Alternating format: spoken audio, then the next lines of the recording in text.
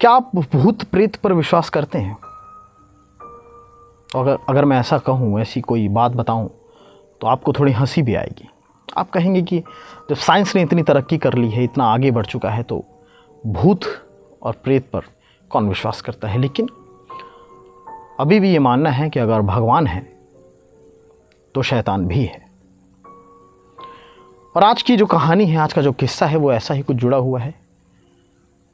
ये किस्सा आज भी सरकारी रिकॉर्ड में दर्ज है।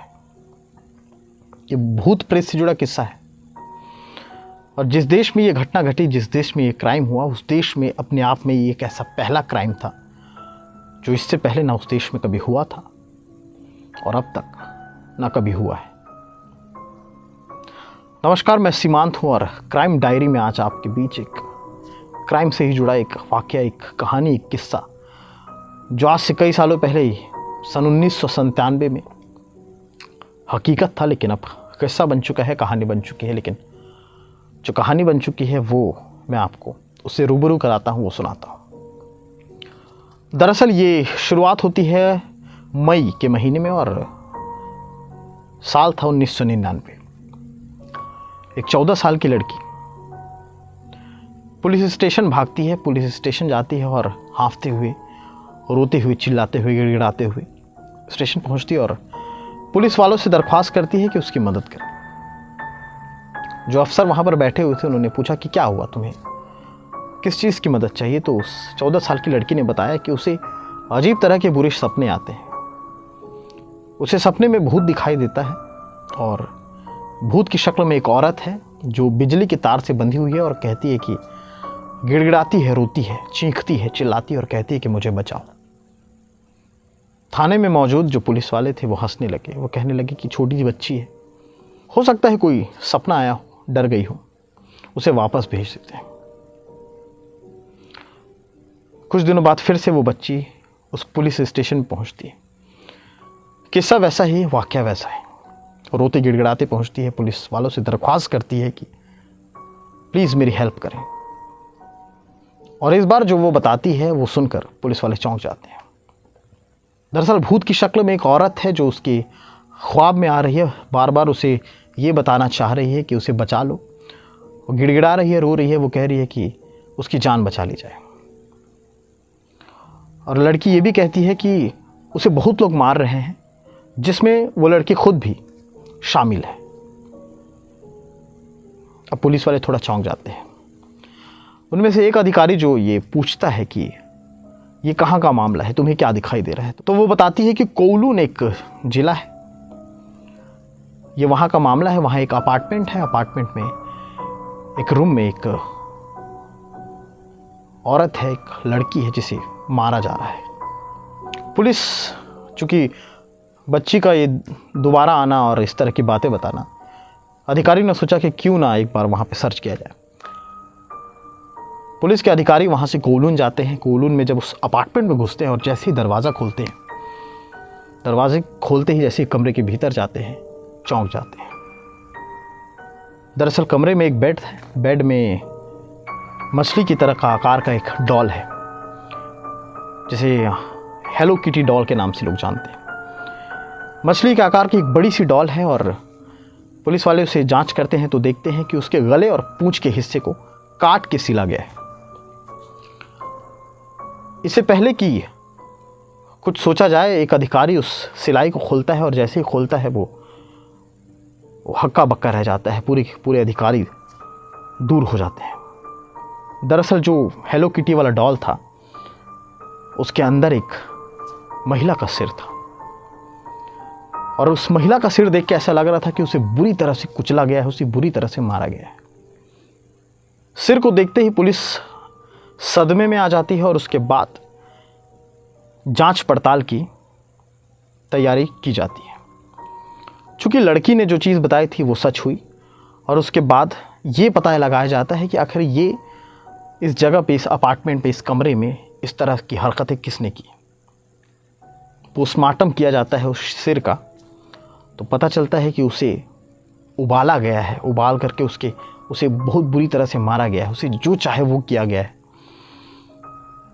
और उसके बाद जब वो मर गई तो उसके धड़ को अलग और उसके सिर को उस हेलो किटी डॉल में डाल दिया गया। लेकिन आखिर ऐसी क्रूर हरकत किसने की? जांच का सिलसिला उसके बाद अधिकारी शुरू करते हैं, ये जानने की कोशिश करते हैं कि आखिर जो सिर मिला है वो किसका है। उसके बाद धीरे धीरे परतें खुलती जाती हैं और तब पता चलता है कि ये एक लड़की जिसका नाम फैन मैन है, ये उसका सिर है। और फैन मैन की कहानी क्या थी? दरअसल एक साधारण से परिवार में जन्मी फैन मैन, माँ बाप नहीं थे, अनाथ थी, तो उसे अनाथालय भेज दिया गया। अनाथालय में बहुत समय तक रहने के बाद वो ड्रग एडिक्ट हो गई थी। ड्रग की लत लगी तो उस लत को पूरा करने के लिए उसने जिस्म फरोशी का धंधा शुरू कर दिया।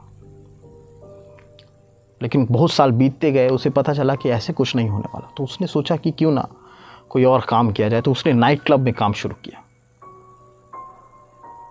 और वहाँ उस नाइट क्लब में उसकी मुलाकात हुई एक शख्स जिसका नाम था चैन मॉक। फैन की मुलाकात चैन मॉक से होती है, उसके बाद दोस्ती हो जाती है। चूँकि चैन मॉक जो था एक बदमाश किस्म का व्यक्ति था जो ड्रग बेचता था, ड्रग सप्लाई करता था, दूसरे स्टेट से उस स्टेट में ड्रग लाता था, लोगों को बेचता था। चूँकि ड्रग्स का लेन देन का सिलसिला था तो उससे फैन की दोस्ती काफ़ी गहरी हो गई थी चैन मॉक से। तो एक दफ़ा चैन मॉक ने फैन को अपने घर बुलाया। फैन चैन मॉक के घर पहुंचती है और जो चैन मॉक था वो वॉशरूम में जाता है हाथ मुंह धोने के लिए। उसी दौरान चूंकि फैन वहाँ पर मौजूद थी उसके घर में, उसने उसके पॉकेट में देखा कि कुछ पैसे हैं। चैन मॉक के पॉकेट में कुछ पैसे थे और फैन ने ये किया कि फैन ने उसके पॉकेट से वो पर्स निकाला। पर्स में 4000 अमेरिकी डॉलर थे और वो पैसे लेकर के फैन वहाँ से भाग गई। जैसा कि मैंने पहले बताया कि चैन मॉक चूँकि बदमाश था और उसने काफ़ी सारे शूटर्स पाल रखे थे, तो जब उसे पता चला कि उसके पैसे लेकर के फ़ैन भाग गई है तो उसने उनको ऑर्डर दिया कि उस लड़की को लेके आए और इस अपार्टमेंट में लेके आया जाए। तो चैन मॉक के जो शूटर्स थे, जो लड़के थे, वो कहीं से खोज के फ़ैन को लेके आते हैं और उसे काफ़ी मारते हैं और ये तय होता है कि ये जिस्म फरोशी का धंधा करेगी। और फैन को, जो फैन मैन जो लड़की थी, उसे उस अपार्टमेंट में उसके उस कमरे में वहाँ पर कैद कर दिया जाता है। और जो चैन मॉक के जितने लड़के थे, जितने शार्प शूटर थे, जितने ड्रग्स बेचने लेने खरीदने वाले थे, वो सब वहाँ पे आते हैं, उसके साथ रेप करते हैं, उसे मारते हैं और उसके साथ रेप करने के बाद उसे इस कदर उसके साथ पेश आते हैं जैसे कि उसे पंचिंग बैग बनाया गया था। उसके सिर पर वो लोग 50-50 पंच मारते थे। ये बुरा बर्ताव लगातार उसके साथ चल रहा था। समय बीतता जा रहा था। हर दिन बहुत सारे लोग आते थे, फैन के साथ रेप करते थे। वो उसी बिस्तर पे पड़ी होती थी और यहाँ तक कि इतना क्रूर हरकत, खाने पीने के लिए जब उसे प्यास लगती थी तो आप यकीन नहीं करेंगे, उसे मैं बताने के लिए वो शब्द नहीं है मेरे पास, लेकिन जो कहानी है, जो कागज़ में दर्ज है, उसे मलमूत्र दिया जाता था। इतनी घिनौनी हरकत उसके साथ की जाती थी। उसे मारा जाता था, उसे पंचिंग बैग बनाया गया था उसके सिर को, उससे लोग मारते थे। जितने लड़के वहाँ पे आते थे वो रेप करते थे और उसे मारते थे, वो रेप करते थे और उसे मारते थे। ये सिलसिला लगातार चलता रहा था। और इसी दौरान जिस्म फरोशी के धंधे में एक और लड़की आती है जिसका नाम है फोंग। दरअसल इसमें नाम को बदल दिया गया है, इसलिए इसका नाम फोंग रखा गया है। तो एक लड़की आती है फोंग नाम की, उस लड़की को भी उस अपार्टमेंट में लाया जाता है। उस लड़की को वहाँ लाया गया तो उसने देखा कि काफ़ी सारे लड़के जो हैं इस एक औरत के साथ, इस एक लड़की के साथ इस तरह से बर्ताव कर रहे हैं, उसे मार रहे हैं, उसे मलमूत्र पिला रहे हैं। फोंग को डर लगने लगा। फिर वहाँ मौजूद जो लड़के थे, वहाँ जो चैन मॉक था, उसने कहा कि उसने उस लड़की को भी ऑर्डर दिया कि तुम भी इसे पंच मारो। मजबूरन उसे ऐसा करना पड़ा। उसने फैन के चेहरे पर पंच मारे। चूँकि कारवां इस तरह चलता रहा और एक दिन 1997 अप्रैल का महीना जब फैन की मौत हो जाती है। कोई इतना कब तक सहेगा? फैन की मौत के बाद अब ये होता है कि चूंकि इस डेड बॉडी को ठिकाने लगाना है, लेकिन अगर कहीं इधर उधर फेंकेंगे तो लाश की शिनाख्त तो हो जाएगी और उसके बारे में पता चलेगा तो सब पकड़े जाएंगे। इसलिए चैन मॉक और उसके जो लड़के थे वो एक प्लान बनाते हैं कि क्यों ना इसे ऐसे ठिकाने लगाएं कि किसी को कुछ पता ही ना चले। उन लोगों ने फैन की बॉडी को पीस पीस कर काटा। चूंकि काटने के बाद, चूंकि डेड बॉडी है, काटने के बाद काफ़ी बदबू आएगी, ये लोग जानते थे, तो उन लोगों ने वहाँ पर परफ्यूम इत्र छिड़क दिया। उस बॉडी को काटने के बाद उसे उबाला। बॉडी को काटने के बाद उबाला और उबालने के बाद उसे अलग अलग हिस्से में, अलग अलग जगहों पर फेंक दिया। लेकिन बात सिर की थी। सबका यही मानना था कि अगर सिर को फेंके तो कहीं ना कहीं इसकी शिनाख्त ज़रूर हो जाएगी। तो उन्होंने एक बड़ा सा एक डॉल मंगाया। मैंने जैसे बताया कि किटी डॉल, और किटी डॉल बड़ी सी फिश के आकार की थी। उसे बुलाया गया, उसे मंगाया गया। उसके सिर को फाड़ा गया और वहाँ से कॉटन निकाल करके फैन के सिर को डाल दिया गया और उसके बाद उसे सिल दिया। लिहाजा उन लोगों को लगा कि सारी चीज़ें ठीक हो जाएंगी धीरे धीरे, लेकिन फोंग जो थी, जिसने ये सारी चीज़ें देखी थी, उसके मन में कहीं ना कहीं ये चीज़ आ रही थी कि जो हुआ है गलत हुआ है और जो उसके साथ हुआ है, जो उसने किया है, वो भी गलत है। और उसके बाद वो पुलिस के पास पहुंचती है। तमाम सारी चीज़ें अदालत तक पहुंचती हैं।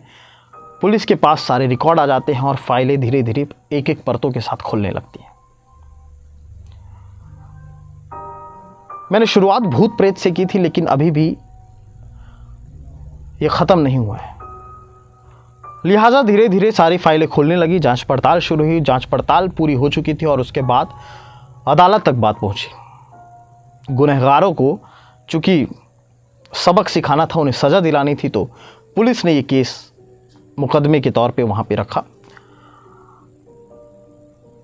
लेकिन जिन लोगों ने ये हरकत की थी, उनके पक्ष में भी एक वकील था। उसने भी काफ़ी कोशिश की कि इन्हें बचाया जाए, लेकिन ऐसा नहीं हो सका। उन्हें उम्र कैद की सज़ा हुई। लेकिन एक वाक़या उस समय भी हुआ था जब अदालत में ये सिलसिला चल रहा था, जब विपक्ष का जो वकील था, जो ये बात कर रहा था, उस दौरान अचानक से जो अदालत की बिजली थी, अदालत पे जो लाइटें लगी थी, वो अचानक से बंद चालू होने लगी। और जज ने अपने स्टेटमेंट में ये भी कहा है कि चूँकि आए दिन वहाँ पर हर दिन महिलाएं आया करती थी अदालत में, उस दिन जो महिलाएं आई थी उनकी शक्ल में जो फैन मैन का चेहरा था वो दिखने लगा था। दूसरा वाक़या ये हुआ कि जिस अपार्टमेंट में ये सारा करतूत हुआ था, ये सारी चीज़ें हुई थी, उस अपार्टमेंट में जो किराएदार लोग रहते थे, उन लोगों को अजीब सी हरकत महसूस होने लगी, दिखने लगी, सुनाई में आने लगी। एक डर का माहौल बन गया था उस अपार्टमेंट में। तरह तरह की आवाज़ें आती थी। बिजली के तार में फैन का चेहरा लटका हुआ रहता था। कभी किसी को दिखता था तो कभी किसी को। ये डर बिल्कुल उस अपार्टमेंट के जो किराएदार थे उनके मन में समा गया था। लिहाजा ये हुआ कि 2012 में उस अपार्टमेंट को ज़मींदोज़ करना पड़ा, यानी कि पूरे किराएदारों को मकान मालिक ने ये फ़ैसला लिया कि पूरे किराएदारों को वहाँ से निकाला जाए और उसके बाद जो मकान है उसे हमेशा के लिए ख़त्म कर दिया जाए। और 2012 में ऐसा ही हुआ, उस अपार्टमेंट को पूरी तरह ख़त्म कर दिया गया। किस्सा एक सपने से शुरू होता है।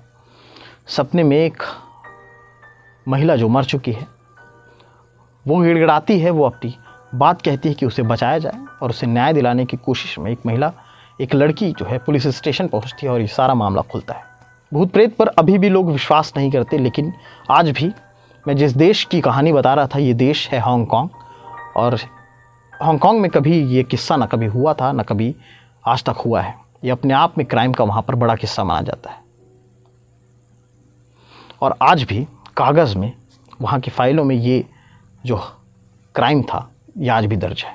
और इस कहानी को पूरी दुनिया हेलो किटी डॉल के नाम से जानती है।